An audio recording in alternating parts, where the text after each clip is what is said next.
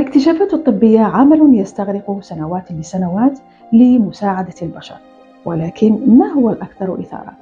تلك الاكتشافات المدهشة المتعلقة بالمواد التي موجودة من حولنا بشكل طبيعي، من علاج السكري إلى أدوية تقلل من خطر الإصابة بمرض السرطان. فما هي الأدوية التي كانت موجودة بالفعل في عالمنا قبل أن يتم اكتشافها؟ الجلانتامين. في خمسينيات من القرن الماضي تم عزل الجلانتامين للمرة الأولى من زهرة جرينوفيليز، وتبين أن تلك المادة القلوية لديها القدرة على عبور حاجز الدماغ، وبهذا تم التأكد من قدرتها على علاج الزهايمر والخرف، حيث يمكن للجلانتامين أن يبطئ من تطورات الأمراض عن طريق تقليل قدرة الدماغ على نقل الأوامر الكيميائية. الستاتين هي الفئة من الأدوية باسم الأدوية الحافظة للدهون، مما يعني أنها تقلل نسبة الكوليسترول في الدم، ولهذا فهي تستخدم في المقام الأول لتقليل المخاطر وآثار الأمراض القلب مثل الذبحة الصدرية والنوبات القلبية المحتملة. الفانكوميسين.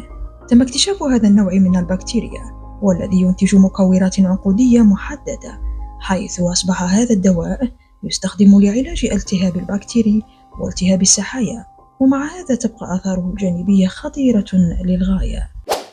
الأسبرين يعتبر من الأدوية الغنية عن التعريف، حيث لا يخلد أحدا منها ما لا تعرفه عن فكرة تكوينه. تم استلهامها من استخدام حمض الساليسيليك الموجود في لحاء أشجار الصفصاف. اليوم بات يستخدم في التهاب وآلام وتقليل أعراض بعض الأمراض كالحمى الروماتيزمية. وأخيرا نختم مع مادة البنسلين الفعالة، والتي تعد أحد عجائب الاكتشافات الطبية.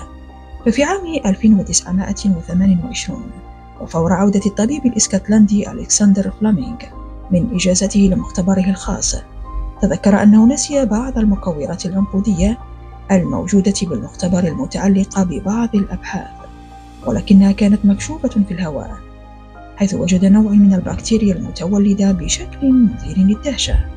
وبعد أخذها وفحصها توصل إلى النواة الأولى كالحين، وبفضل تلك الصدفة تم إنقاذ ما يقرب مليون شخص على الأقل في شتى أنحاء العالم. لم تخطئ المقولة: رب صدفة خير من 1000 ميعاد. فأخبرني عن أبرز صدفة قد مررت بها، وهل كانت صدفة سعيدة أم تعيسة؟